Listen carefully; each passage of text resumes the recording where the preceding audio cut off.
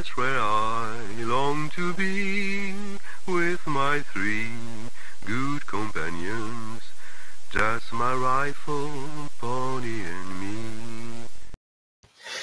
Microciné, bonsoir ou bonjour, ça va dépendre de l'heure à laquelle vous allez découvrir cette nouvelle émission. On va parler pour la deuxième fois de The Fabelmans. Hier, vous avez écouté Vivien Lejeune nous parler de The Fabelmans et de la connexion qu'il avait tissée, ou plutôt dressée avec la guerre des mondes. Demain, ce sera Josué Morel, rédacteur en chef de Criticat, qui nous parlera du film. Après-demain, ce sera avec Victor Norek, aka le cinématographeur. Et puis le dernier jour, ce sera avec Cyril Roland du Ciné-Club de Monsieur Bobine, qui nous parlera aussi de film et de la connexion qu'il a pu entrevoir avec un autre film de Steven Spielberg. Aujourd'hui, c'est Romain Dasnois, que vous connaissez très bien, qui était déjà venu sur la chaîne Microciné pour nous parler de son livre concernant Indiana Jones. Je répète le titre, Indiana Jones, explorateur des temps passés. C'est édité chez Third Edition. Et on connaît très bien Romain parce qu'il a aussi une chaîne YouTube qui s'appelle MacGuffin Maker. Et puis il a une chaîne Twitch. Et alors, il y a une chaîne qui est extraordinaire, c'est que je crois que c'est tous les jeudis à partir de 9h30, 10h, si je me trompe pas. Ouais. Je suis souvent en retard. Matinale. Je suis souvent en retard. Oui, C'est mais la quand tu viens, ça commence à ce moment-là. Voilà, on sait que tu es là. On peut C'est commencer. ça. Voilà. Avec Et je Vivien, regarde voilà, c'est la matinale avec Vivien par Voilà. le cinéma. Ouais. C'est ça. Et c'est une émission qui s'appelle Pop Culture Café et que je trouve extraordinaire Oui. parce que j'aime beaucoup cette émission. Vraiment, ils le savent, hein, parce Romain le fait avec Vivien, ils sont ensemble. Enfin, on a l'impression qu'on est avec eux et c'est une émission passionnante, une espèce de laboratoire comme ça qui compte. Enfin, ça se repose sur plein de digressions, même si c'est savamment travaillé. Oui. Et voilà. Donc, toutes les informations sont dans le descriptif de cette vidéo. Et avant que tu parles, Romain, je veux quand même aussi te présenter. Tu es fondateur de Wayo Records et Overlook Events. Tu es spécialisé dans le cinéma et le jeu vidéo. Tu es concepteur et producteur des concerts officiels Dragon Ball, Saint Seiya, Final Fantasy, Tribute to John Williams ou encore TV série live. Tu es également à l'origine des performances scéniques en Europe de Joe Hisaishi et de Danny Elfman. Tu es passionné par le rapport qu'entretiennent la narration et la musique et tu conçois toi-même tes événements musicaux. Tu écris dans la presse spécialisée dans le début des années 2000 et tu produis la première chronique entièrement dédiée à la musique de jeux vidéo sur une grande radio nationale, France Musique. Et tu as signé l'histoire de Final Fantasy VI en 2017 aux éditions Pix & Love, le guide des compositeurs de musique de film en 2017 et le guide des séries de science-fiction en 2019 chez Inis Éditions. Alors, est-ce que, je me souviens plus, les deux sont avec Vivien Lejeune ou c'est le premier c'est les deux? Non, les deux, je les ai fait avec Vivien et la science-fiction, on l'a fait aussi avec Sébastien Mirk, hein, qui est un ami auteur et éditeur. Et Sébastien, c'est aussi l'éditeur du livre Dune de Vivien et l'éditeur de mon livre sur Red Dead Redemption, le jeu vidéo de Western. Donc, à chaque fois, c'est un groupe d'amis. Hein, voilà, on écrit souvent ensemble. Voilà, c'est ça. Et tu étais venu donc pour nous parler de Indiana Jones, explorateur des temps passés. Et il est probable que tu viennes sur la chaîne Microciné pour nous parler du dernier Indiana Jones qui sortira. Ça, j'en suis persuadé. J'espère. En plus, au moment où on se parle, le trailer un nouveau trailer vient d'être dévoilé. Donc, ça vire un peu à l'obsession, tout ça. Mais voilà, on verra en juin, on sera fixé. Et puis, on en reparlera, je pense, beaucoup. Il y aura beaucoup ouais, de mais choses. ça va quand même être dur de te trouver, d'avoir la possibilité de t'avoir sur la chaîne, je sais pas, 45 ou 1 heure. J'ai déjà 2-3 invitations, donc oui. Je réponds à toutes les invitations. Voilà. Eh ben, tu as raison, c'est bien comme ça. Bon, alors, et tu as accepté donc de venir pour parler de The Fabelmans dans un premier temps, mais aussi établir une connexion avec un film de la filmographie de Spielberg. Ça, on en sera pour la deuxième partie. Mais avant tout cela, bien évidemment, ma petite question godardienne, hein, comment vas-tu? Ça va bien. Ça va bien. Heureusement qu'on n'a pas fait ce live en janvier parce que j'ai eu, comme beaucoup de gens, la grippe et la bronchiolite. Mais aujourd'hui, ça va très bien. Je suis en forme. Et puis voilà, il y a des belles choses. Il y a des belles choses au cinéma. On vit quand même dans une période où on n'a pas trop à se plaindre. Je parle culturellement, sur le point culturel, hein, on va pas parler du reste. Donc ça va très bien, je te remercie. Bon, bah, je t'en prie. C'est le 36e film officiellement de Steven Spielberg, The Fabelmans, qui sort donc le 22 février, qui est déjà sorti aux États-Unis l'année dernière. Ma première question pour cette première partie, s'il y avait comme ça un moment, un instant, j'aurais pu dire une séquence ou un plan, mais je vais dire ça, un instant dans ce film qui t'a, quand tu es sorti, enfin quand tu l'as quitté, qui t'a travaillé, qui te travaille peut-être encore aujourd'hui, ce serait lequel? Alors, j'hésite entre 2 moments. Le premier moment, c'est, quand Spielberg, il est gamin, hein, il sort du cinéma avec ses enfants. Alors Spielberg, pardon, hein, Sammy Fabelmans, donc le 1er lapsus, hein, donc c'est le héros du film, même si c'est un film autobiographique, autant être précis. Il sort d'une séance de cinéma avec ses parents. Je crois que ses parents je l'ai vu qu'une fois, c'est important pour les personnes qui nous écoutent. J'ai vu le film une fois. Je ne veux pas le voir en VOD, bien qu'il soit déjà sorti en VOD aux États-Unis. J'attends qu'il ressorte au cinéma. Et au moment où on enregistre cette émission, du coup, le film n'est pas encore sorti, donc j'ai pas pu le voir une deuxième fois. Donc je suis encore sur des souvenirs de première projection, qui sont à la fois relativement précis, mais quand même assez flous. Mais j'aime cette sensation d'avoir vu un film une fois et d'attendre avec impatience de le voir une deuxième fois pour apprendre à mieux le connaître. Donc je suis encore dans cette zone grise. Donc quand je crois que ses parents ont un peu peur d'avoir amené leur enfant voir un film avec un accident de train et des morts, et cetera, et j'ai l'impression qu'à ce moment-là, ils se disent: «On est allé lui montrer quelque chose de traumatisant», et effectivement, le jeune garçon, a une forme de traumatisme, mais pas du tout d'un point de vue négatif, c'est plus une fascination, et il veut reproduire cette fascination et cette dimension de vouloir reproduire de manière obsessive c'est quelque chose qui fait partie du cinéma de Spielberg, on en parlera après, et donc il veut reproduire donc l'accident de train en le filmant avec une caméra prêtée par son père, et donc c'est la première scène que j'ai vraiment adorée et que je me rappelle vraiment bien. C'est le moment où il lance le train, le petit train électrique, et qu'il filme la scène. Et on a presque la naissance du cinéma à ce moment-là. C'est quoi le cinéma? C'est reproduire le réel. Et ce qui est intéressant avec Spielberg, c'est qu'il reproduit pas le réel, il reproduit quelque chose qui a reproduit le réel.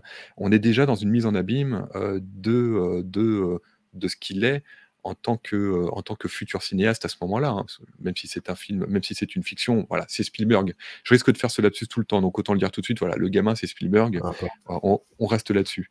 La deuxième scène, c'est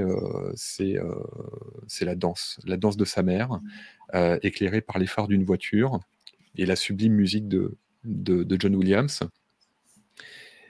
C'est une scène qui m'a particulièrement plu et touché parce que on n'est pas dans l'excès d'émotion, on est dans quelque chose d'à la fois très simple dans sa fabrication, pas dans sa fabrication, dans sa formulation.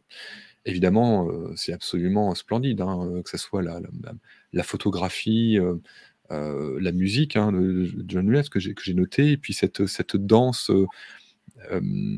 en tout cas dans la diégèse, la danse est improvisée. On a quelque chose comme ça d'une d'un art instinctif, un peu désespéré.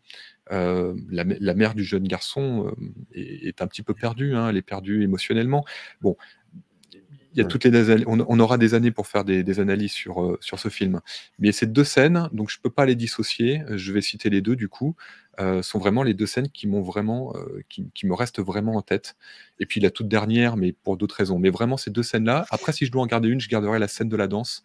Elle est vraiment très, très belle et très touchante, et encore une fois, ils essaient pas d'en faire des tonnes. John Williams, le thème qu'il a composé, c'est peut-être pas le plus beau thème de sa carrière, le mieux orchestré, le mieux ce que vous voulez, mais c'est tout simplement touchant, et quand on a des géants comme Spielberg et John Williams, et pour le directeur de la photographie, Janusz Kaminski, qui peuvent faire des choses absolument gargantuesques. Là, ils sont dans la retenue, et c'est tout ce qu'il fallait sur ce film, hein. Évidemment, ils n'allaient pas faire des explosions dans tous les sens.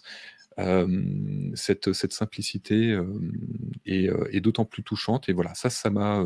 J'ai vraiment hâte de revoir le film pour revivre ces moments-là et m'en imprégner encore. Et du coup, j'écoute quand même plutôt la musique assez souvent.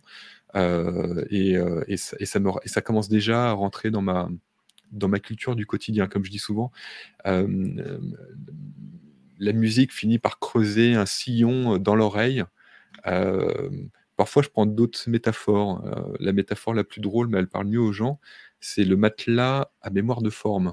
Votre oreille est un matelas à mémoire de forme. Plus vous écoutez quelque chose, et c'est Duke Ellington qui le disait, hein, je peux le dire de manière. Je prends la version un peu plus intellectuelle.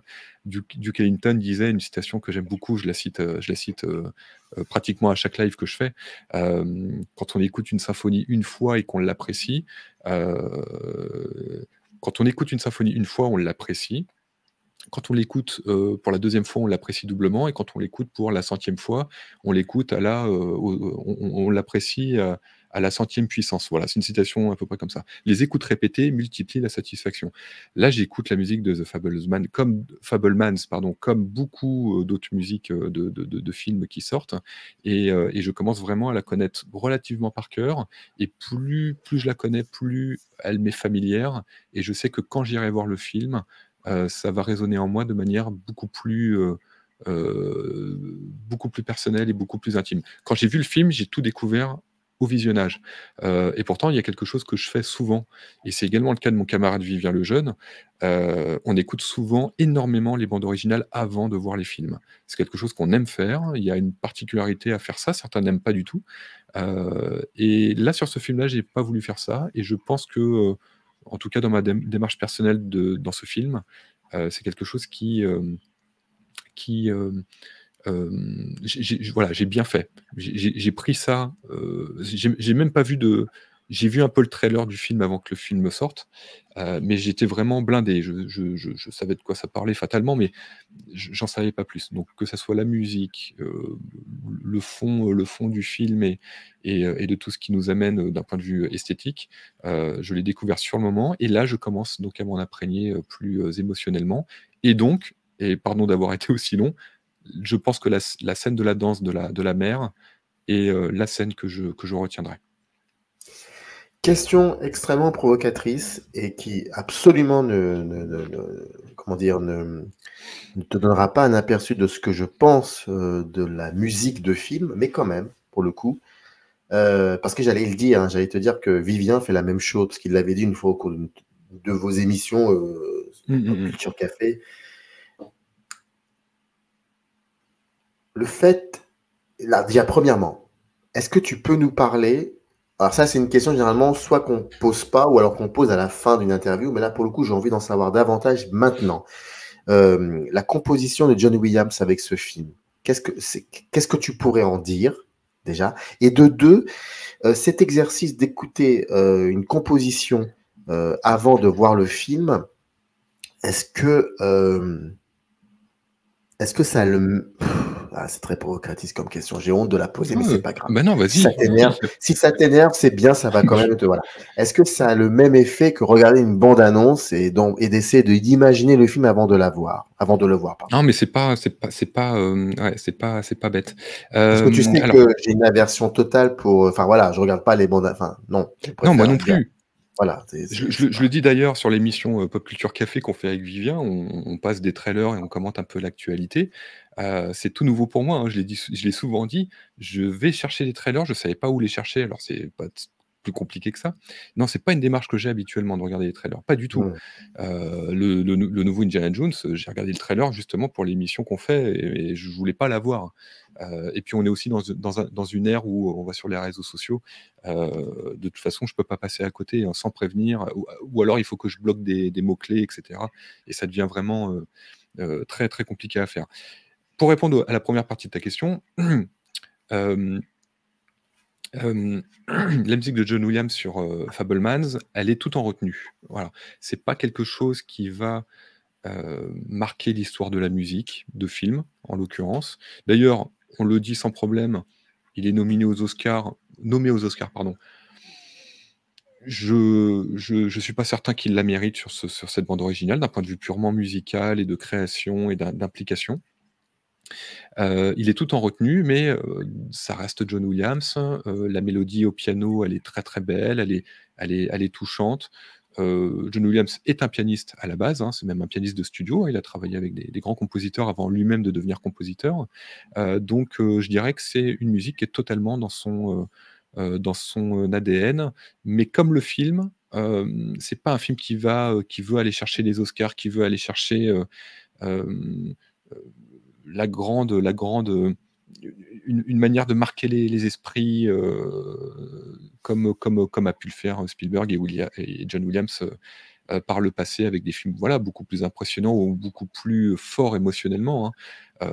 Les films impressionnants, c'est, voilà, les effets spéciaux, les grands récits, bigger than life, et puis on a aussi l'autre facette de Spielberg avec des films comme La liste de Schindler. On n'est ni dans l'un ni dans l'autre. On est dans quelque chose de totalement atypique, hein, j'ai presque envie de dire, même si ça rejoint certaines choses que Spielberg a pu faire quand même par le passé. Donc tout en retenue, mais j'ai déjà lu des gens qui disent: «Ouah, où est le génie, quoi?» Sur la musique de Fabelmans ou même le film en lui-même, mais ils n'ont pas cherché justement à essayer d'aller au-delà, d'essayer de casser des choses, de casser des codes. Et d'ailleurs, c'est marrant parce que le plus beau morceau piano de The Fabelmans, et je suis désolé parce que je l'avais en tête et j'ai déjà oublié, donc je vais me permettre en live de chercher le nom. Je t'en C'est pas une prie, musique je de t'en Jo prie. c'est pas une musique de John Williams, c'est une Oui, musique du répertoire classique. C'est enfin le plus beau morceau, chacun comment dire? Chacun le jugera, hein. C'est un morceau, c'est donc la sonatine en la mineur, opus 88 de Friedrich Kuhlo. Je suis même pas sûr de comment on prononce. Je suis un grand passionné de musique classique. Il y a aussi le concerto en sol mineur de Bach. Donc vraiment, on sent qu'à un moment donné, ils se sont aussi effacés pour apporter, des notions culturelles, en l'occurrence musicales, à un film qui est aussi un film historique finalement. Et on a donc cette manière de John Williams c'est pas seulement John Williams, c'est aussi un cahier des charges, mais de s'effacer, voilà, ce qu'ils n'ont pas fait sur Schindler. Ils auraient pu prendre une œuvre, comment dire? Classique et répondant parfaitement à la thématique développée, mais sur The Fabelmans, ils l'ont fait et c'est très, très, très, hem, hem, probant. Hem, c'est la musique qui m'a le plus, marqué, c'est ce morceau-là, de Friedrich Kuhlo. Je suis désolé, à chaque fois, je dois rechercher son nom. Hem, Ce qui est étonnant, parce que quand j'étais en salle de cinéma, j'avais un doute. Je me dis: «Bon, ça, c'est une musique qui est vraiment vraiment dans l'esprit romantique, du répertoire classique. Est-ce que c'est de John Williams? Parce qu'il serait capable de le faire, bien sûr, mais non, ce n'est pas de lui, et je pense que ça illustre bien la démarche. Pour ta deuxième question, alors excuse-moi, je vais te demander de me la reformuler. c'était est-ce que, découvrir une composition, une musique de film, enfin une composition originale de Ah film oui, oui, oui. avant Oui, de c'est une le question plus voilà, générale. Oui, tout à fait. exactement, exactement. Là, pour le coup, c'était Hem, pas du tout prévu, c'est vraiment une digression, mais ça non, m'intéresse de voilà. ouais, ouais, ouais. Je pense qu'on a alors du coup, je cite Vivien en même temps, il m'en voudra pas, mais je pense qu'on a un rapport à la musique qui est peut-être un peu différent de la moyenne, sans dire qu'elle est meilleure ou moins bonne. Et on connaît, bon, je vais dire «je», mais je sais que Vivien dirait à peu près la même chose. Je connais énormément de musique de films et je pense que toutes les personnes qui nous écoutent ont également, ça, de films que je n'ai jamais vus. Donc on a aussi, et puis des fois, vachement sur le tard, on va découvrir des films dont on connaît la musique depuis des années, des années, des années. Moi, c'était le cas de certains films de Fellini, donc je connaissais parfaitement la musique parce que je suis un très grand Mmh. passionné de Nino Rota. Je crois que c'est D'accord. Casanova, par exemple, Casanova, c'est un film que j'ai découvert assez tardivement, Pas très mais connu, genre hein. il y a pas long Pas très connu ce bah, film. ouais, j'aurais du mal à juger sa réputation, ouais. Alors, il est c'est pas le plus connu dans Ah la non, c'est pas le plus filmographie de Fellini. connu de Fellini, C'est ça c'est Donald certain. Sutherland. Enfin voilà, c'est pas Ouais, un ouais. film Il est extrêmement. très Ouais. particulier en plus, hein. Oui, C'est, exactement. mais je suis devenu un très grand passionné du film, mais je l'ai vu, j'ai peut-être 10 ans, voilà, je vous dis, ça comme ça, vraiment de tête, mais la musique de Nino Rota, je la jouais même au piano, tellement j'étais fan du thème, l'un des thèmes développés. Et typiquement cette démarche-là, on l'a finalement, très souvent puisque la musique à l'image, c'est une passion, quotidienne. Ça c'est même une partie de mon métier. Ce qui fait que, ce qui fait qu'on écoute de la musique, très régulièrement sans se poser la question de: «Ah, est-ce qu'on a vu le film? Est-ce qu'on va voir le film?» La question c'est plutôt de savoir, bah, ce compositeur-là, je l'aime, il sort un nouvel album, bah, on écoute l'album. Donc déjà la démarche elle est, elle est, c'est comme ça que moi je l'expliquerais. Mais oui, effectivement, ça peut spoiler, le film, hein, ça peut spoiler des éléments du film ou tout simplement des éléments, de langage esthétique. Hem, mais c'est pas une manière d'essayer de se projeter. C'était pour répondre à ta question par rapport au trailer. En tout cas pas pour moi. Je cherche pas, à me projeter particulièrement. Hem, voilà, c'est vraiment une habitude qui a été prise, mais je l'ai pas fait sur, Fabelmans. Alors je peux pas te dire exactement pourquoi, mais sur ce film-là, j'avais vraiment envie de me préserver parce que je savais que j'allais vivre, c'est pas n'importe quel film de Spielberg, voilà. C'est pas Le Pont des Espions ou, je sais que ce film-là, il allait marquer d'une manière ou d'une autre. Et puis je suis un peu, je fais partie de ceux qui disent que de toute manière je ne serais pas déçu par un film de Spielberg, donc je m'étais mis en condition d'aller voir un film qui allait me marquer. Voilà. Alors, c'est pour ça que je suis aussi content de t'avoir là. Enfin, je dis ce soir parce qu'on enregistre le soir. Il n'y a pas de transparence chez Microciné, c'est connu. Mais je suis content parce que j'ai en face de moi, à côté de moi en tout cas, quelqu'un qui est très sensible au cinéma Spielbergien. Ça ne veut pas dire pour autant qu'il aime tout Spielberg, mais en tout cas, il est très sensible, comme Vivien hier. Moi, Oui, ça a mis beaucoup de temps et oui.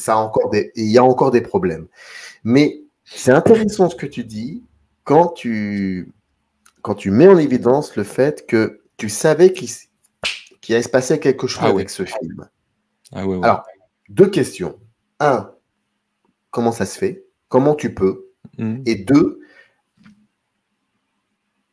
est-ce que ce film, est-ce qu'on peut dire que ce film fait partie, comme ça, d'une série de films Spielbergiens où l'on sent une rupture totale avec ce qu'il a pu faire dans les années 70, 80, voire même 90. Moi, j'ai cette... Mmh. Alors, je termine juste quelques secondes.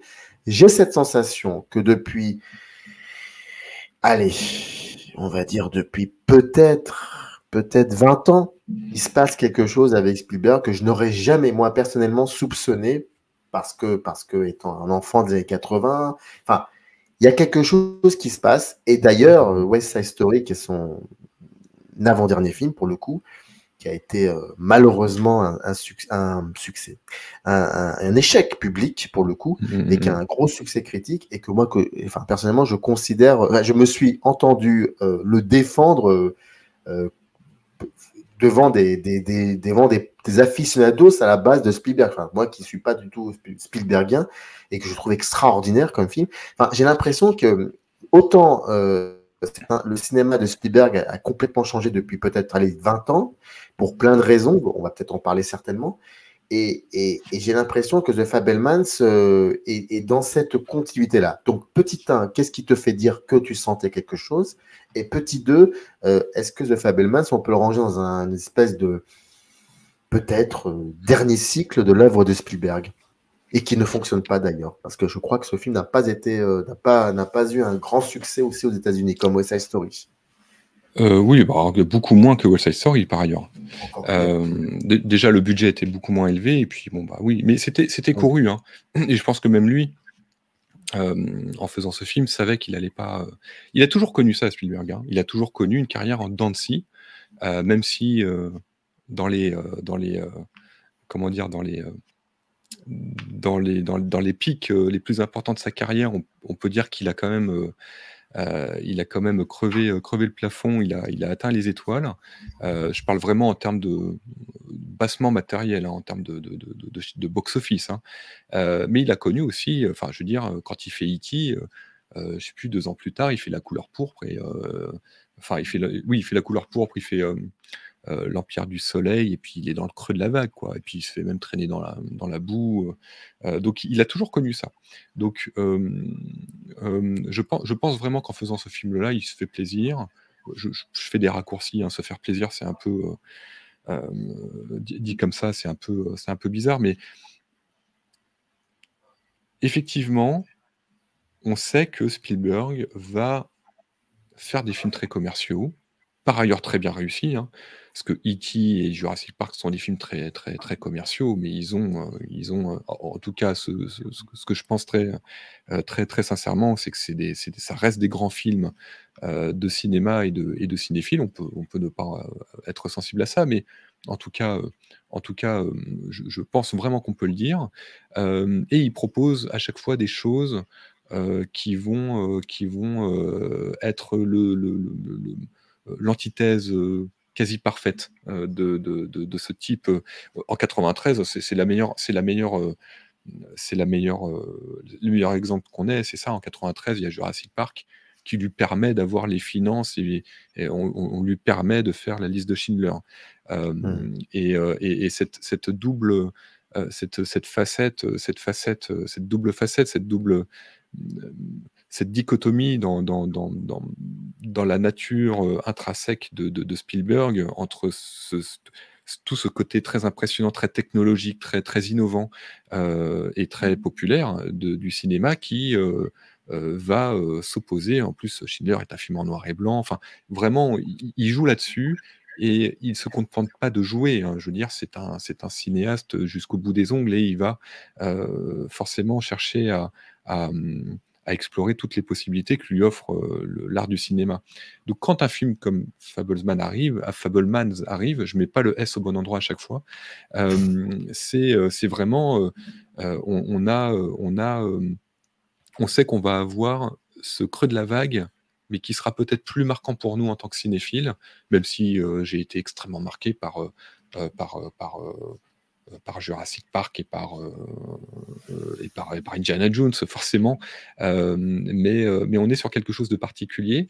Et on arrive quand même à une période, et c'est surtout ça que je voulais dire, hein, désolé de tourner autour du pot, où bah, Spielberg, il est plus très jeune. En plus, John Williams, donc, pour la musique, annonçait qu'il allait arrêter sa carrière après Indiana Jones. Donc là, il s'est ravisé quand même, parce que Spielberg a dit qu'il voulait faire un western, enfin qu'il allait faire un western, ce qui devrait te faire plaisir d'ailleurs. Enfin, à voir, hein. On jugera sur pièce toujours. Et du coup, John Williams a donc annoncé que bon, bah, finalement, il partirait pas à la retraite et qui continuerait de travailler notamment sur les prochains films de Spielberg. Mais on arrive quand même à une période où bon, bah voilà, Williams, il vient de fêter ses 91 ans. On arrive, quoi qu'il arrive, à la fin d'une ère. C'était pas le cas il y a 20 ans, c'était pas le cas il y a 30 ans, même si on peut jamais savoir quand une personne va disparaître ou non. Et peut-être que Spielberg a encore 20-30 ans de carrière devant lui, et je lui souhaite évidemment, en tant que fan. Alors, je ne sais pas s'il réalisera des films à 100 ans, mais s'il suit un peu comment dire, le parcours d'un Clint Eastwood, on peut tout à fait penser que dans 20 ans, il continuera à réaliser. Donc, bon.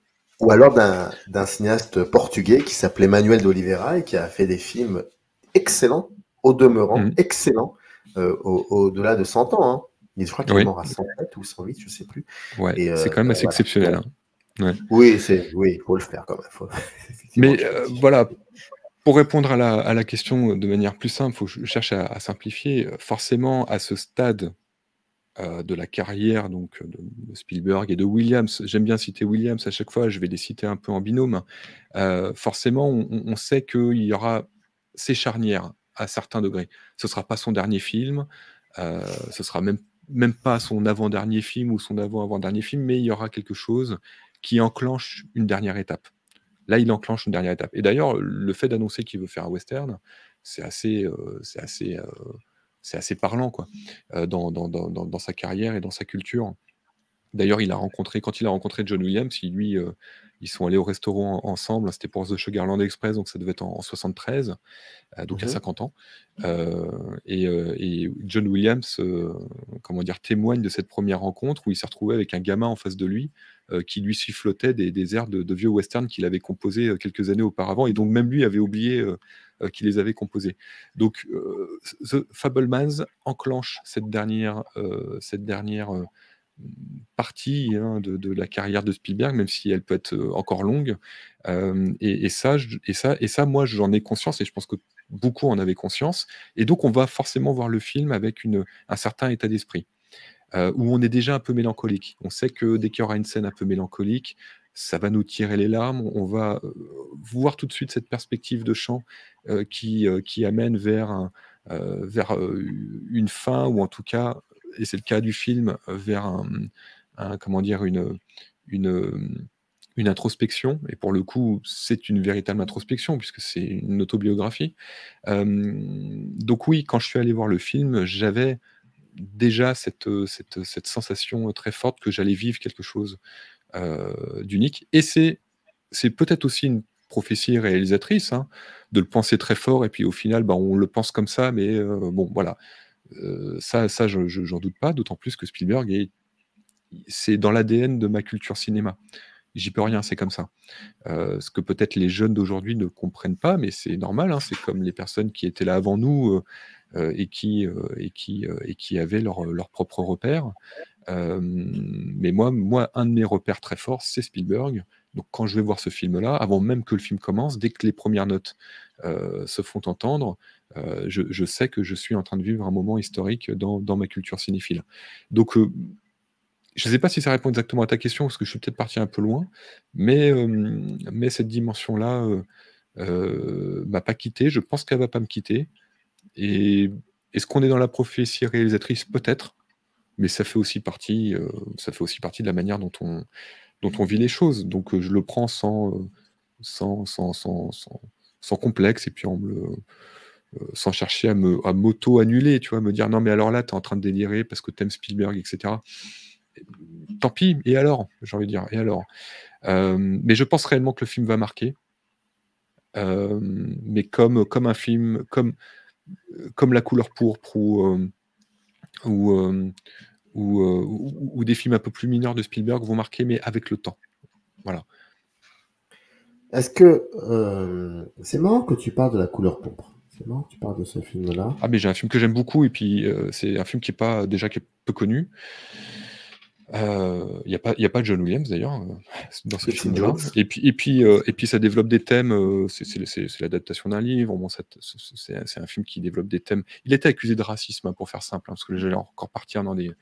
Alors que pour le coup, c'était pas du tout le propos du film, et ces thématiques-là ces thématiques-là sont des thématiques qui sont très importantes pour moi. Donc oui, je cite souvent ce film-là parce qu'effectivement, souvent, quand on le cite, les gens ne savent pas ce que c'est, ne le connaissent pas.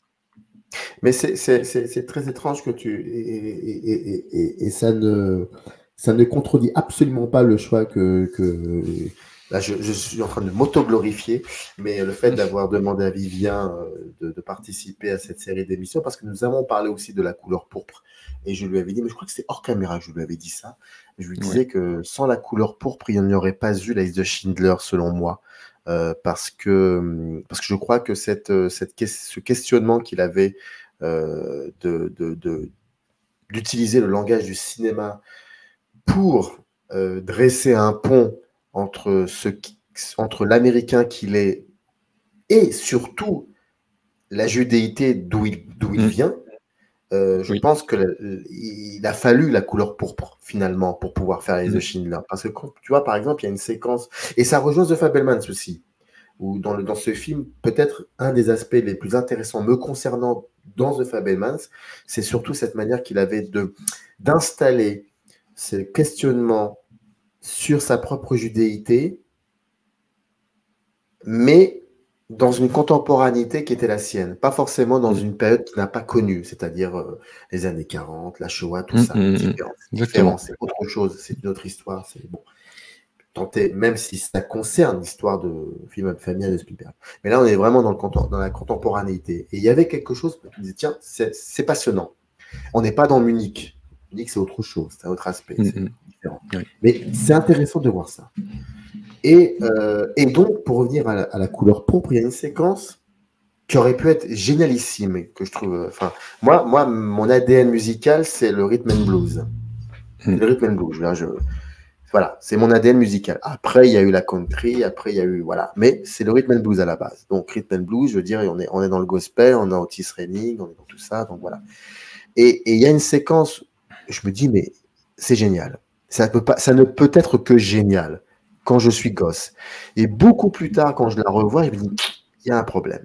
C'est la séquence où l'amie, une des grandes amies de l'actrice principale, Whoopi Goldberg, la chanteuse, se réconcilie avec son père. Et c'est une des séquences finales du film, une des dernières séquences du film dans la couleur pourpre. C'est une fameuse séquence extraordinaire, c'est sur gospel. C'est incroyable. Mais cette séquence, quand tu la revois aujourd'hui, moi, me concernant, j'ai l'impression qu'elle est faite avec de très bons sentiments, mais elle est extrêmement mal montée. Il y a un problème au niveau du montage. Et je me dis, parce que je pense qu'à ce moment-là, Spielberg, finalement, petit 1, ne sait pas filmer cette communauté, la communauté afro-américaine, mais surtout ne sait pas écouter la chanson. Il ne monte pas. On est en face d'un cinéaste, selon moi, qui n'arrive pas à l'écouter, cette chanson. Il ne sait pas l'écouter. Il ne sait pas comment filmer ce moment-là.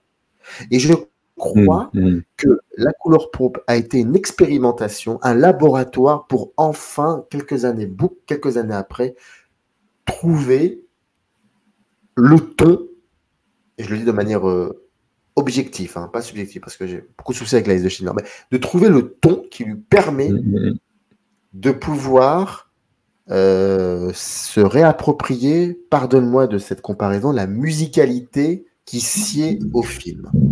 C'était un peu musicalité terrible, éprouvante, catastrophique, voilà, la Shoah.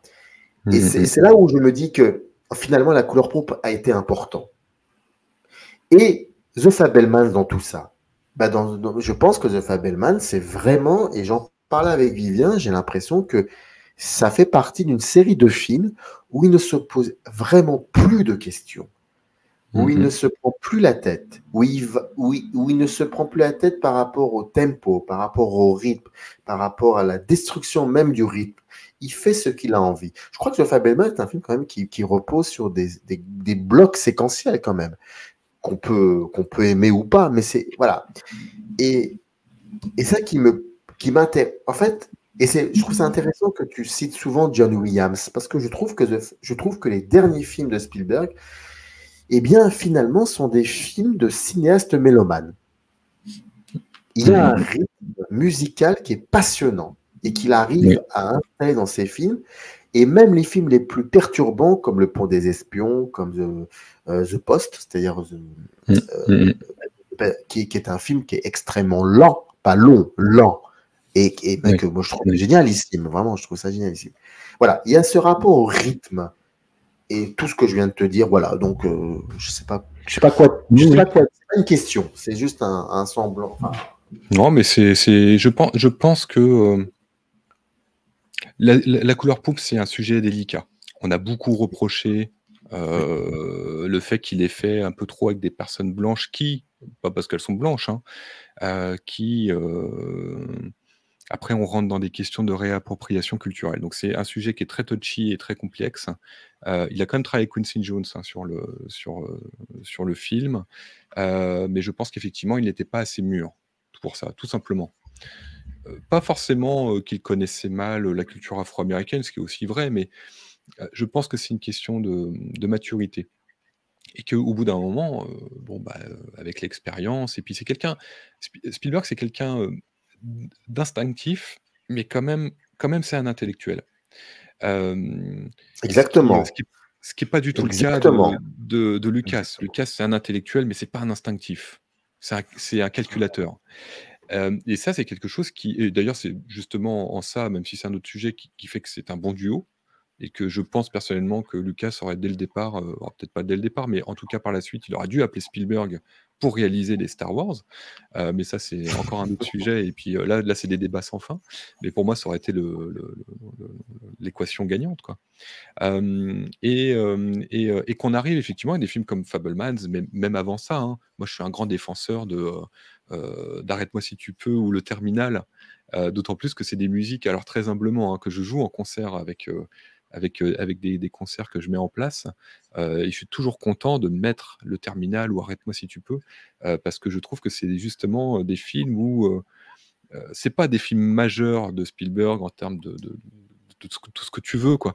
Mais la symbiose dans ces notions de rythme, ces notions d'esthétique et de symbiose de la musique et de l'image fonctionnent beaucoup mieux et même que dans des films comme Indiana Jones où on sent quand même que c'est très mécanique. On a une scène d'action, on met une musique d'action, avec des motifs, on peut: «Ah là, c'est le motif de l'ennemi, là, c'est le motif de là, c'est le thème romantique» et cetera. Dans les films de la dernière partie de la carrière de Spielberg, même s'il y a des motifs et même s'il y a comme tu le disais pour Fablesman, où on a cet aspect un peu parfois épisodique, hein, on est sur quelque chose qui est construit comme les chapitres d'une biographie où on va faire des sauts dans le temps, où on va passer d'une idée à l'autre sans forcément de liant très évident. Et encore une fois, je dis ça, dans cette zone de flou, je n'ai pas encore vu le film une deuxième fois. Et donc on a une forme de maturité. Moi, je le mettrais sur la maturité et comme quoi, même à 50 ans, on peut continuer à mûrir, puisque moi, aujourd'hui, Spielberg, il est dans la soixante-dizaine, donc cette maturité va continuer, je pense, hein, Fablesman, c'est une étape, c'est peut-être la dernière grande étape, mais ça reste une étape, et on le ressent, effectivement, d'un point de vue musical. En tout cas, moi, je le ressens, je l'ai bien ressenti. Et c'est d'ailleurs, bon, c'est normal parce que c'est aussi une déformation, personnelle, mais je veux revoir le film aussi pour mieux comprendre comment la musique a été, pensée et intégrée, à l'histoire. Alors, avant qu'on entame cette deuxième partie, enfin, qu'on entame la deuxième partie, pardon, Oui. je voudrais juste quand même qu'on parle de la séquence finale, parce que toi et moi, nous avons, si je ne me trompe pas, ce point commun d'être très sensible au western. Et, Oui. et moi, je vais juste te dire quelque chose, 30 secondes. Cette séquence finale que je ne voyais pas du tout venir, m'a extrêmement ému parce que petit 1, je me suis là, à ce moment-là, et c'est assez rare dans un film de Spielberg, complètement identifié au personnage d'où venait le point de vue. Donc à ce moment-là, c'est le jeune Spielberg qui est assis sur cette chaise. Et à ce moment-là, je m'identifie à lui. J'ai l'impression que c'est moi qui est assis sur cette chaise. Et je me pose la question de savoir si Spielberg a réussi, pour le coup, à faire en sorte qu'il y a une espèce de spécificité comme ça du public cinéphile, fordien, qui va s'identifier à ça. Donc, une séquence extrêmement émouvante et qui, en même temps, est une fin ouverte. Et moi, la question que je voudrais te poser, c'est, petit 1, est-ce que toi aussi, tu t'es identifié assez rapidement à ce personnage dans cette séquence où tu n'as pas eu à attendre cette séquence pour t'identifier à ce personnage? Et puis surtout, ça te dit quoi finalement, cette fin ouverte? Si tant est, tu la prends pour une fin ouverte. Voilà. Alors, c'est pas évident comme question. C'est pas évident. Moi, quand j'étais heureux de reconnaître John Ford. C'est la première chose. Je me suis dit, tout le monde dans la salle le reconnaît pas. C'est bête, hein. C'est la première chose qui me vient à l'esprit, c'est ça. Je fais: «Tiens, il y a John Ford. Ah mais attends, les gens savent qui c'est?» Et puis, il a son œil en moins. Moi, je connais l'histoire et cetera. C'était aussi un documentaliste de guerre, hein. C'était John Ford, c'est le plus grand, de tous les Américains, je sais pas comment le dire. John Ford, c'est John Ford, quoi. Tu peux pas aller au-delà de John Ford dans l'imagerie, cinématographique, culturel et américain. Pas forcément patriote, etc., mais américain. L'image américaine du XXe siècle, c'est John Ford. Donc moi, et ce que je veux dire, c'est très humblement, je le sais. Je m'en rends compte de ça, de la dimension qu'implique la présence de John Ford. En plus, oui, on s'y attend pas, quoi. Enfin, peut-être que ceux qui connaissent bien la biographie de Spielberg, à un moment donné, se sont dit oui, bon, ou alors qui ont vu le générique avant. Etc. Moi, je savais pas. Voilà. Moi, je l'ai découvert là. Je savais pas non plus. Parce que je me blinde, hein, j'ai vu le trailer, mais d'un œil parce que j'aime pas trop. Donc,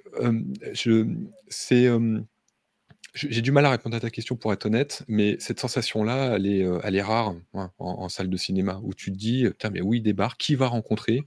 Et là, il découvre les posters des films au fur et à mesure. Toi, tu t'as peut-être reconnu instantanément. Moi, j'ai eu un petit moment où je vois des westerns. Je fais, attends, qui s'appelle? Bah oui, western. Il y a la musique. Non, mais... Il y a la musique. Oui, non, mais bien sûr. Mais moi, j'ai eu un. Et bah oui, John Ford. En plus, j'en ai bouffé, quoi.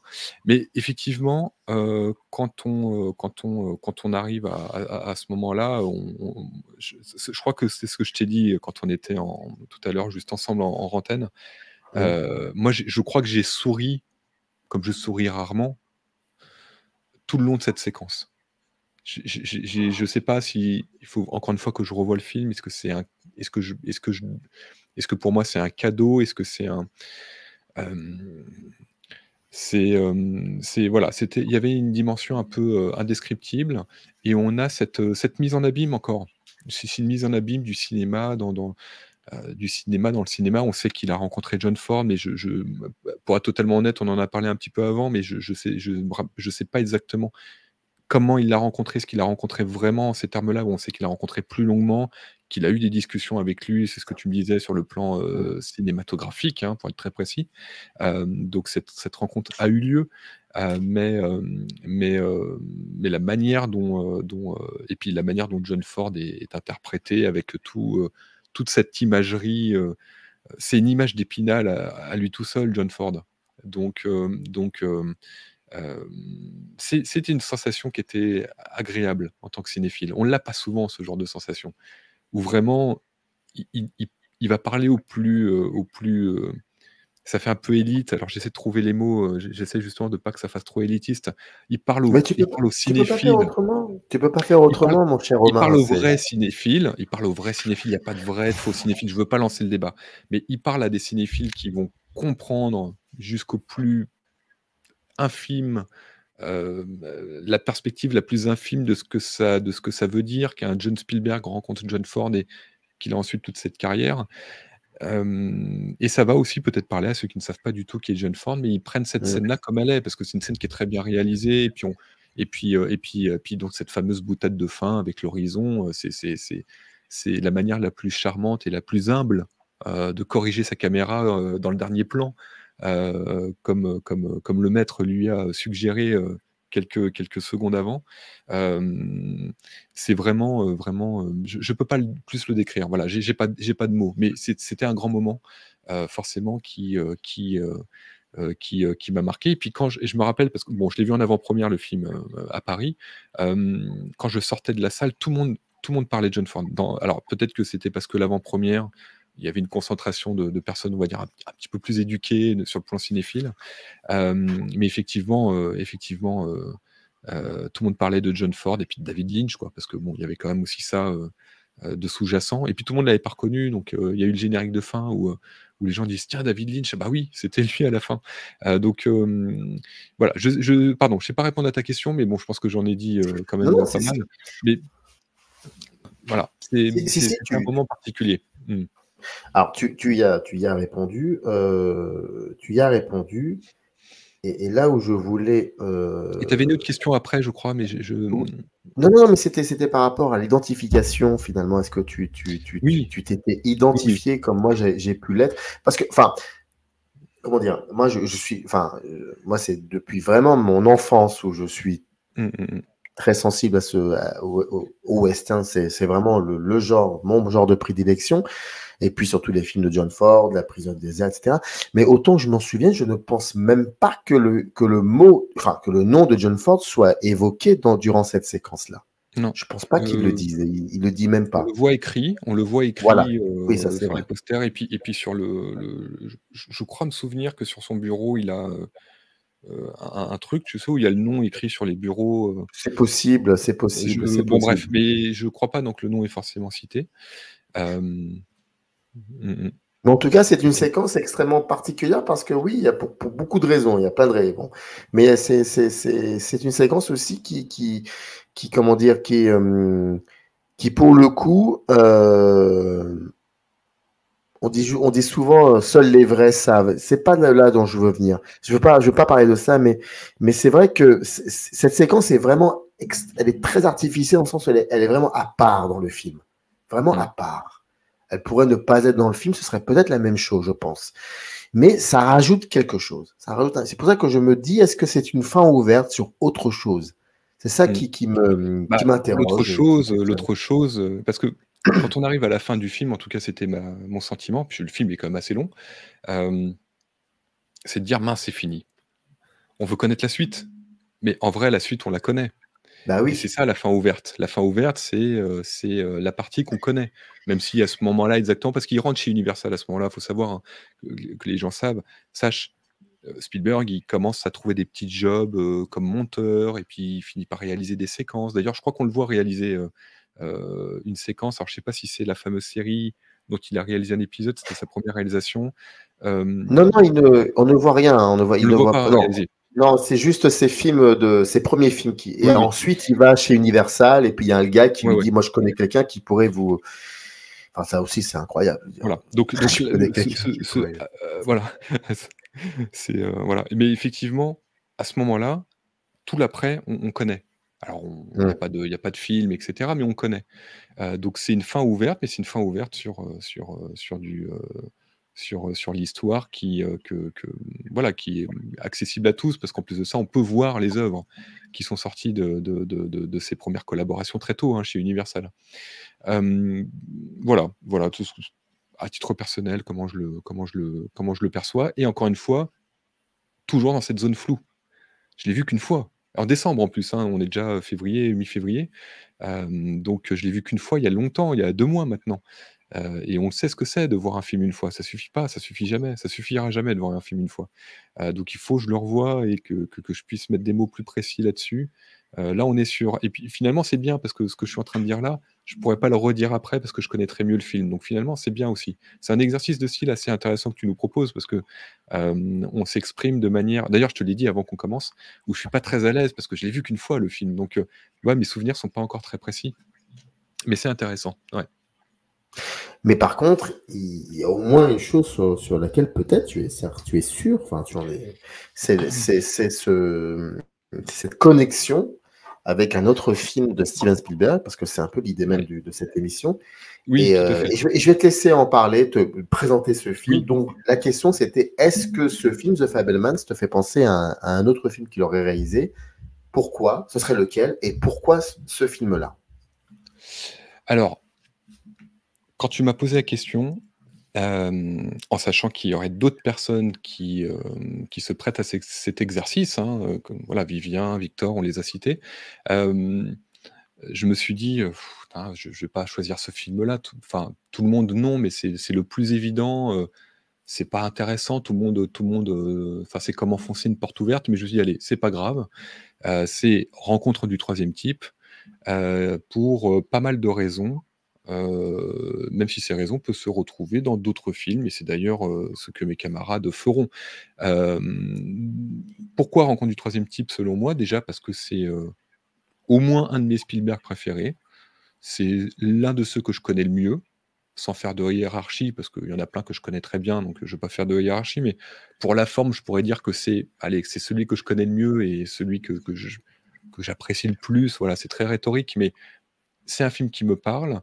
Mais en plus de ça, il faut bien noter que c'est le premier film personnel, c'est la première œuvre personnelle. C'est pas tout à fait vrai. C'est c'est la première œuvre commerciale personnelle de Spielberg. Évidemment, il a fait des œuvres quand il était gamin, jusqu'à Amblin, donc qui était quand même, qui est une œuvre totalement personnelle, qui était donc un court métrage, hein, qui a pas été exploité, qui a été exploité une fois en avant-première en première partie d'un film d'Otto Preminger, dans les années 60, fin des années 60. Donc c'était déjà du cinéma personnel, mais c'était pas du cinéma commercial. Voilà, dans son cinéma commercial, Rencontre du troisième type, c'est une histoire et un scénario de Steven Spielberg. Et il n'en a pas fait tant que ça, hein, des scénarios. Il en a pratiquement pas fait. Il est à l'origine de l'histoire des Goonies. Il a écrit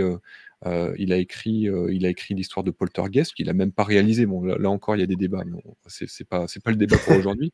Il a fait Intelligence artificielle, qui est sur, évidemment, un projet récupéré de Kubrick, mais qui est un scénario de Spielberg. Et ce qui est intéressant, c'est que quand on voit les films dont Spielberg est également l'auteur, où il y en a finalement peu, il faut quand même préciser que tous les films où il n'est pas l'auteur, qu'il a pu faire, que ce soit les Indiana Jones, les Jurassic Park, les Schindler, La couleur pourpre, hein, qui sont des adaptations de bouquins, il est producteur, hein, il fait des films qu'il a envie de faire et il travaille avec les scénaristes. Donc il a quand même toujours été auteur un peu, minimum un peu des films qu'il a réalisés. Mais vraiment des films dont on le crédite auteur, voire scénariste, ce sont toujours des films qui mettent en scène l'enfance. L'enfance et la famille. Vous pouvez aller vérifier sa filmographie, c'est absolument... on a l'impression que c'est le cœur de son œuvre se situe là. Et finalement, la famille et l'enfance, pour tout le monde, ça renvoie donc à notre propre enfance. Et donc, j'ai presque envie de dire que pour moi, Fabelmans fait fait ce renvoi pratiquement direct à Rencontre du troisième type, puisque dans Fabelmans, on a un jeune garçon qui cherche de manière obsédante, obsessive, à reproduire des images qu'il a vues de manière quasi subliminale, hein. Il est gamin, il va au cinéma, il comprend pas ce qu'il voit un accident de train, il veut le reproduire. Il sait pas comment le reproduire. D'accord? Il sait pas, il a pas les outils, il a pas l'éducation, il a même pas les mots. Et c'est exactement le propos de Rencontre du troisième type. C'est exactement ce propos-là.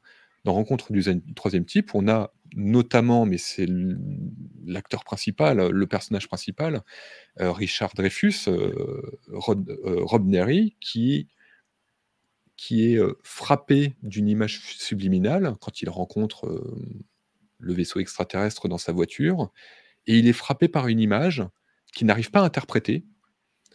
Il ne sait pas comment le modéliser, donc à un moment donné, il construit une montagne dans sa cuisine, il fout le bordel dans tout son voisinage pour reproduire cette montagne. Il a cette obsession maladive de reproduire quelque chose qu'il a vu et qu'il ne comprend pas, et que pour comprendre cette image, il faut qu'il la réalise. Donc il dessine une montagne, il joue avec sa purée à faire une petite montagne, et puis après il ramène de la boue dans sa maison et des déchets, briques. des déchets, des Voilà, des poubelles, tout ça. déchets. Il fabrique une montagne géante et il brise sa famille. Il y a son gamin, il y a une scène absolument extraordinaire dans Rencontre du troisième type qui met vraiment la chair de poule, où tu as son gamin qui tape la porte et qui comprend plus son père, et on est dans un drame familial. C'est un drame familial, Rencontre du troisième type. Et d'ailleurs, le père finit par fuir le domicile, et puis il part avec les extraterrestres, hein. Mais il quitte sa famille, hein, c'est ça qu'il faut lire quand même. Il part avec les extraterrestres, c'est une très belle scène de fin, mais il quitte sa famille. Il laisse une femme et 2 enfants, c'est quand même terrible, hein, il faut le lire comme ça. Et que ça soit ce personnage donc de Richard Dreyfuss, qui est obsédé par une image qu'il veut absolument réaliser par tous les moyens, bah c'est Spielberg quand il est gamin, qui est obsédé par cette image de cet accident de train, qui cherche absolument à réaliser. Rencontre du troisième type, c'est l'histoire, c'est une métaphore, déjà à l'époque, hein, en 77, c'est Spielberg qui se met lui-même en scène, qui devient réalisateur à ce moment-là. Il a déjà fait Les Dents de la Mer, il a déjà fait pas mal de choses. Mais dans ce film très personnel qu'il a écrit, donc c'est son premier film personnel, il se met en scène, par le biais de ce personnage de Richard Dreyfuss, à modéliser, son obsession. Et c'est exactement, l'histoire, de sa vie, Spielberg. Dès son plus jeune âge, il cherche à modéliser son obsession. Son obsession, c'est le cinéma, c'est ce qu'il a vu au cinéma quand il était, avec ses parents et c'est ce qui est raconté tout le long de Fablesman. Donc effectivement, quand j'ai vu le film et puis je m'y attendais aussi un petit peu parce que ces thématiques-là, on les retrouve dans tout le cinéma de Spielberg, comme je l'ai dit, et pas seulement les films qui lui sont très très personnels, hein. La relation au père, on l'a dans La Guerre des Mondes, on l'a dans Indiana Jones, on l'a même dans Jurassic Park, même si, comment dire, Alan Grant n'est pas le père des enfants, mais on a cette relation filiale. Temporaire qui se met en place. Donc la relation familiale, les enfants, on l'a dans E.T., on l'a dans Hook, pareil, la relation au père. Tout ça, on l'a en filigrane dans tout le cinéma de Spielberg. On se rend compte, et je crois d'ailleurs qu'il existe une théorie comme ça. Je voudrais pas, comment dire, me ridiculiser devant tout le monde, mais je crois qu'il y a une théorie littéraire qui s'appelle d'ailleurs, je crois, la théorie de l'auteur, qui dit que peu importe le nombre de livres, d'œuvres que va produire un auteur, l'auteur développera toujours les mêmes thèmes, même s'ils sont cachés sous du symbolisme, etc. Et finalement, on est là-dedans avec Spielberg. Avec Fabelmans, il a écrit et réalisé un film qui est à la fois comment dire, un résumé, un, un- un- une synthèse de toute son œuvre. Et il le fait à point nommé, puisque aujourd'hui c'est un vieux monsieur, si je puis me permettre, qui porte un regard très lointain sur comment tout a commencé. Comment tout a commencé et comment tout cela se met en perspective, évidemment, avec en l'occurrence son père et sa mère. Et toutes ces thématiques-là, elles sont dans Rencontre du troisième type. Dans Rencontre du troisième type, on a aussi un tout petit gamin qui s'appelle Barry, qui se fait d'ailleurs enlever par les extraterrestres, ces mêmes extraterrestres qui envoient des images subliminaux dans l'inconscient de tout le monde, collectif. On suit une personne et puis la mère de Barry qui elle-même a des images, parce qu'elle elle-même veut se rendre à la montagne. Devil's Tower aux États-Unis, qui existe réellement. Et Barry, le personnage de Barry dans Rencontre du troisième type, il n'est pas effrayé en fait. Toutes les scènes toutes les séquences le mettant en scène, ou jusqu'au moment où il se fait enlever, il n'est pas du tout effrayé. Il rigole, il sourit. On a l'impression qu'il est avec un partenaire de jeu. Et ce partenaire de jeu, qu'est-ce qu'il fait? Il met en mouvement ses jouets. On voit les jouets de Barry dans Rencontre du troisième type qui s'animent tout seuls. Et donc, on a ce renvoi quasi direct à Fablesman, parce qu'on ne voit pas de train, on voit des petites voitures, mais c'est exactement cette idée-là d'un imaginaire enfantin. Je l'ai dit exactement comme ça dans ma vidéo, donc je m'en excuse de m'auto-citer. C'est comme si c'était pas préparé, mais c'est des mots qui me viennent naturellement, puisque je les ai naturellement utilisés dans une vidéo que j'ai faite il y a quelques mois. C'est les derniers soubresauts de l'imaginaire compulsif enfantin. C'est ça, Barry. Quand il disparaît, sa mère, elle assiste à la disparition du petit garçon qu'est Barry, pour devenir l'homme qu'il sera. Et ça, c'est toutes les thématiques de transition de l'enfance à l'âge adulte, et de la perte de l'innocence qu'on a dans Intelligence artificielle. Intelligence artificielle qui est une œuvre dont Spielberg est l'auteur.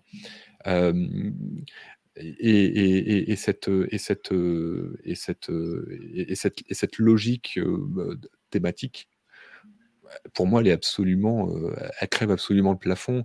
Ces deux films, Rencontre du troisième type et Fablesman, se répondent l'un à l'autre de manière... et ça aurait été un peu triste, évidemment, mais ça aurait été la chose la plus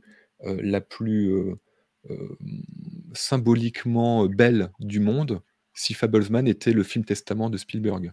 Alors évidemment, c'est pas le cas et j'en suis très heureux, mais si c'était son film testament, son dernier film est un film extrêmement personnel et son premier film personnel, donc Rencontre du troisième type, Les Dents de la Mer et Sugarland Express ne comptant pas vraiment, même si dans Sugarland, on a des thématiques également qui renvoient à toute cette imagerie, à tout ce champ lexical thématique de la famille.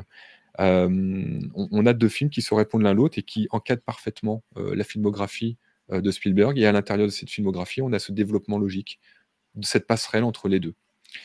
Je ne sais pas si j'ai été très clair, mais c'est comme ça que je le ressens profondément.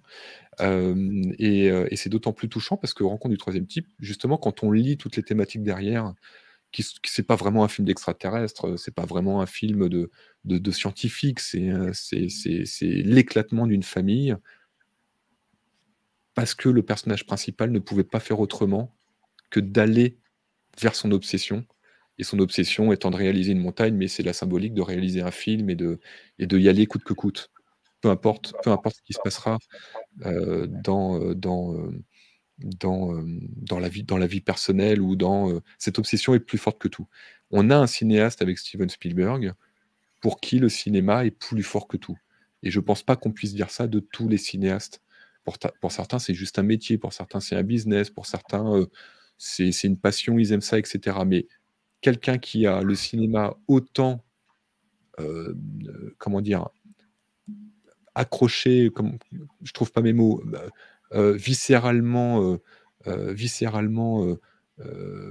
aux tripes, comme Spielberg, comme Spielberg, donc la relation qu'il a pour le cinéma, je pense que c'est assez rare et c'est cette lecture que j'ai, en tout cas, de son cinéma. Pas tous les films, mais en l'occurrence, Rencontre du troisième type et ses liens directs avec Fablesman. Dernière question, tu as évoqué à un moment une séquence importante dans Rencontre du troisième type, c'est quand le personnage principal féminin, qui n'est pas la femme de Richard Dreyfuss, voit son fils se faire kidnapper par les extraterrestres. Oui. Et en même temps, son fils est super content d'aller les suivre. Hein. Je veux dire, il sourit tout le temps. Mais il y va. En fait, il y va, en fait. C'est lui qui est attiré par la lumière. Il est attiré par la lumière, qui est une lumière de projecteur, exactement. Par ailleurs, mais bon. Voilà. Non, mais tu as raison, c'est exactement ça. Et puis, on comprend à la fin que les extraterrestres jouaient avec lui, avec les espèces de voitures, tout ça. Voilà, et surtout, les extraterrestres ne sont pas méchants dans ce film, ce qui est extrêmement rare.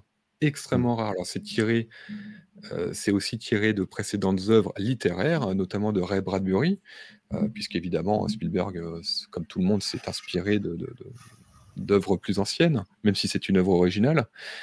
Oui, les extraterrestres ne sont pas du tout mauvais. Bon, ils enlèvent des gens, mais en fait, ils n'ont pas le même logiciel, comme on dirait aujourd'hui, des hommes, donc ils le font, mais on se rend compte, et en plus de ça, les extraterrestres ont tous une apparence d'enfants. Ils sont nus, d'ailleurs, ils sont interprétés par des enfants dans le film. Donc toute cette imagerie, toute cette thématique, elle est pas anodine chez Spielberg. Elle n'est pas du tout anodine. C'est pas la guerre des mondes. Ça, ce serait bien un jour complète. On se pose. C'est pas la guerre des mondes. C'est pas la guerre des mondes. Mais là où je voudrais en venir, c'est que par rapport à ce qui nous réunit aujourd'hui, c'est The Fabelmans. Et dans The Fabelmans, autant que je m'en souvienne, c'est les moments où Spielberg, comment dire, accorde une place importante, autant importante qu'il accorde souvent à la figure paternelle. Dans The Fabelmans, la figure maternelle est très importante pour le coup, parce que elle a le temps de se développer, de s'épanouir. C'est assez rare, c'est très rare. Et je trouve là pour le coup que ça nous a très souvent ici et là on lisait à droite, à gauche, ou on entendait, on écoutait plutôt des des critiques nous parlaient de la figure paternelle, mais dans The Fabelmans, la figure maternelle est très, très, très Et importante. oui, Elle est ce qu'elle est, mais elle est super importante parce que oui, oui, oui. elle, on peut dire qu'elle participe à la construction même de la narration du film. Mm. Qu'est-ce que tu en penses, toi, de ça? Et qui, pour moi, a un lien très fort, là, pour le coup, si je devais lui trouver moi-même aussi une connexion avec Rencontre du troisième type, par Mm. rapport à cette mère qui voit son fils partir. Ouais. Je trouve qu'il y a un truc par rapport à ça. Oui, oui, oui, c'est Et puis la séquence Gillian, n'est je pas crois. anodine. Pardonne-moi, dans les rencontres du Mm. troisième type, quand la maman voit son fils partir, elle est réveillée par une de ces voitures, une espèce de gadget qui renvoie à Fabelmans, où c'est la mère qui dit à son fils qu'il faut. En fait, en gros, c'est la mère qui dit à son fils fais du cinéma. Mm, mm, mm. C'est quelque chose Oui, oui. assez bizarre, tout ça, mais c'est très beau, je trouve. Bah, c'est en plus de ça, la figure féminine, dans le cinéma de Spielberg, je vais peut-être me faire taper dessus, mais elle est moins évidente que la figure paternelle. La figure Oui, paternelle, elle est omniprésente dans le cinéma de Spielberg, pratiquement à tous les niveaux, même si la figure féminine, elle est jamais, très, très loin. Mais là, effectivement, bon, déjà, évidemment, c'est un récit totalement personnel, donc sa mère ayant été présente, hein, comme son père, donc du coup, il en parle beaucoup plus volontiers. Mais il y a effectivement toute cette thématique d'avoir ce lien très, très, très important avec le père ou la mère, en l'occurrence la mère, parce que ça peut effectivement, comme tu dis, faire le lien direct avec la mère de Barry dans Rencontre du troisième type, où c'est ça, hein, c'est la peur de perdre un enfant, pas au sens mortel, hein, du terme, encore une fois, c'est l'enfant qui va grandir et qui tu as des enfants, j'ai pas des enfants, mais bon, j'ai une fille, bon voilà, donc on a toute cette crainte. On voit nos enfants grandir et ne plus être ce qu'ils ont été, et même si c'est la vie, c'est toujours angoissant, quelque part, et ça, c'est quelque chose que Spielberg, je pense, a assez rapidement, capté, hem, dans ses œuvres, en tout cas, personnelles, et c'est le cas dans Rencontre du troisième type, effectivement, où ce petit garçon au premier degré, bah, c'est des extraterrestres qui l'enlèvent, et cetera, mais toute la lecture derrière, elle est autre, d'autant plus que la mère dans Rencontre du troisième type, elle est seule. Donc elle, perdre son fils, c'est-à-dire le voir partir parce qu'il va devenir adulte, hein, parce que c'est tout à fait, ça la symbolique.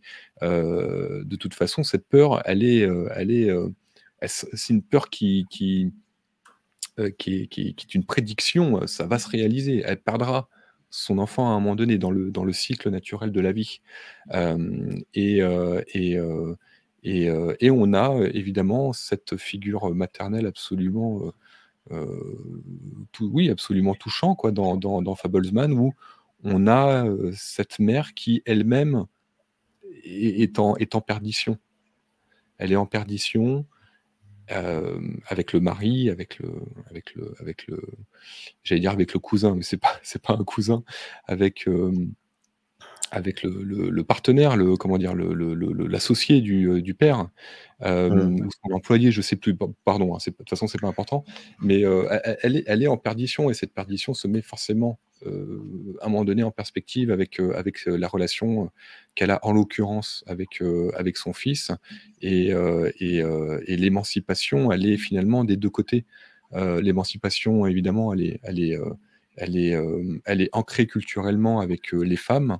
Là, on a une vraie question d'émancipation, même si c'est pas le thème du film, c'est en filigrane, et c'est assez puissant, hein, parce que encore une fois, je ne sais pas à quel point c'est réellement autobiographique, mais ça l'est, sans doute. Donc l'émancipation de la mère, hein, à une époque où se séparer, c'est pas simple, et bon, etc., etc. Et l'émancipation du fils, qui est une émancipation sociale, mais aussi purement culturelle et professionnelle, par la suite. Et ça se fait, et c'est des périodes de transformation, des transformations, de transition, et encore une fois, c'est dans le cinéma de Spielberg, pratiquement dans tous les films. Et ça renvoie surtout beaucoup à E.T. Je ne sais pas si un de mes camarades, je le découvrirais comme tout le monde, a choisi E.T., parce qu'on est aussi totalement là-dedans. Et c'est aussi un film extrêmement personnel de Spielberg. Voilà. Mais encore une fois, si on tire le fil de la pelote, on va. Enfin, voilà, il y a toute une logique. Enfin, Spielberg a toujours créé ses films avec une réelle cohérence et une logique que finalement peu de cinéastes ont. Et en fait, il ne l'a pas fait que au niveau macro de ses films individuels, il l'a fait au niveau de toute sa carrière. Toute sa carrière a un sens de manière transversale entre pratiquement tous les films. Et c'est ça qui est passionnant. Et Fabelman, même si c'est pas un film qui va marquer le grand public ou peut-être même tout simplement le cinéma, bah, ça marque vraiment de manière très, très importante toute cette carrière, toute cette construction cinématographique depuis 50 ans. Et en cela, c'est un film important. Et je pense qu'avec les années, même s'il n'a pas très bien fonctionné, il sera reconnu comme tel. En tout cas, je lui souhaite. Et moi, j'irai le voir plusieurs fois. Donc, je vais participer à l'effort de guerre au box-office d'une part, mais pour continuer à bien l'assimiler et puis d'en parler. Et je suis persuadé que c'est un film qui restera central. Et on en parlera de plus en plus parce que plus ça ira et plus on se rendra compte qu'il joue un rôle essentiel, voilà, dans la filmographie de Spielberg. En tout cas, au dire de beaucoup de critiques de cinéma français, pour le coup, hein, même des gens comme ça, des confrères, des consoeurs. Et c'est un film, oui, effectivement, qui marque.